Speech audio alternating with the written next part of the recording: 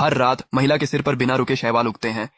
उसकी माँ डरी हुई उन्हें दरांती से काटती है, लेकिन वे और भी ज्यादा उग जाते हैं।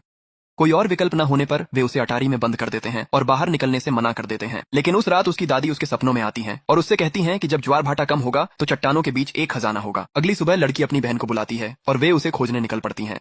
लेकिन जैसे ही वे तट पर पहुंचती हैं, उन्हें एक विशाल मरणासन्न सांप मिलता है। शांत हो जाओ, मैं तुम्हें चोट नहीं पहुंचाऊंगी। बहन, क्या तुम पागल हो गई हो? ये तो बस एक सांप है, अगर ये मरता है तो मर जाने दो। क्या तुम्हें पता है कि ये औषधीय जड़ी बूटियां कितनी कीमती हैं? ये अभी भी सांस ले रहा है और अपनी आंखें हिला रहा है। मैं इसे मरने नहीं दे सकती। तुम इसे क्यों बचाना चाहती हो? और अगर यह अचानक तुम्हें काट ले तो?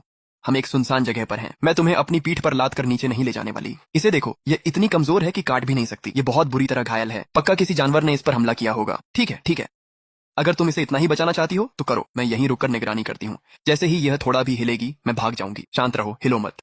इस दवा से तुम ठीक हो जाओगी। हो गया, अब थोड़ी देर सो जाओ। जब तुम ठीक हो जाओ तो यहाँ से चली जाना और उन्हें दोबारा तुम्हें चोट पहुंचाने मत देना। क्या तुम्हारा हो गया? अंधेरा हो रहा है। अगर हम अभी नीचे नहीं गए तो हमारे माता पिता चिंता करेंगे। हो गया, चलो चलते हैं। आह आह, ये क्या है? देखो इसमें क्या लिखा है।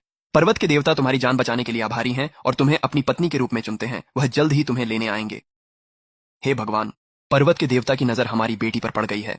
पापा, माँ, देखो, यहाँ हिरण, खरगोश और ढेर सारी औषधीय जड़ी बूटियां हैं। बेटी, तुमने पर्वत के देवता की जान बचाई और अब वह तुमसे शादी करना चाहता है। क्या? इन सभी उपहारों को देखो, इन्हें पर्वत के देवता ने भेजा है और यह विवाह का प्रस्ताव है। क्या पर्वत के देवता वही सांप हैं जिसे मैंने बचाया था? कौन सा सांप? वह पर्वत के देवता हैं। मेरी बहन ने एक सांप को बचाया और अब वह सांप उससे शादी करना चाहता है। ये तो एक आशीर्वाद है। हमारा परिवार अमीर हो जाएगा। पापा, माँ, मैं भी वहां थी। मैंने भी उसे बचाने में मदद की थी। वह अकेले इस सारी किस्मत का फायदा नहीं उठा सकती, है ना? लिंगर, इसके अलावा मेरी बहन की सगाई पहले ही सुजिन से हो चुकी है। सुजिन एक दिन बड़ा अधिकारी बनेगा। वह एक अधिकारी की पत्नी बनेगी। वह पर्वत के देवता से शादी कैसे कर सकती है? खैर, वह गलत भी नहीं कह रही है।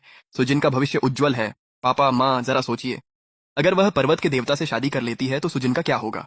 हम उसके परिवार को क्या जवाब देंगे? हम अपनी बात से मुकर जाएंगे। लेकिन पर्वत के देवता ने तो उपहार भी भेज दिए हैं। अगर हमने मना किया और वह नाराज हो गए तो मैं शादी कर लूंगी। मैं उसकी जगह ले लूंगी। इस तरह हम न तो पर्वत के देवता का अपमान करेंगे और न ही उनकी शादी खराब करेंगे। सबका फायदा होगा। लिंगर, क्या तुम अभी थोड़ी देर पहले नहीं कह रही थी कि वह सिर्फ एक सांप है? कौन सा सांप? वह पर्वत के देवता हैं। मुझे पहले पता नहीं था। दीदी, उनकी पत्नी बनना सुनने में अच्छा है, पर सरकारी अधिकारी से शादी बेहतर है। तुम और सुजिन एक दूसरे से प्यार करते हो। मैं कभी तुमसे उसे नहीं छीनूंगी। मुझे तुम्हारी जगह शादी करने दो। क्या क्या तुमने सच में इस बारे में अच्छे से सोच लिया है? तो फिर तय रहा। बड़ी बेटी की सगाई पहले ही हो चुकी है। हम अपनी बात से पीछे नहीं हट सकते। अगर दूसरी बेटी उसकी जगह शादी कर ले तो इससे परिवार की भी मदद होगी।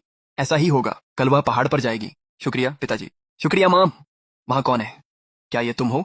तुम यहाँ क्या कर रहे हो? क्या तुम मुझे धन्यवाद देने आए हो?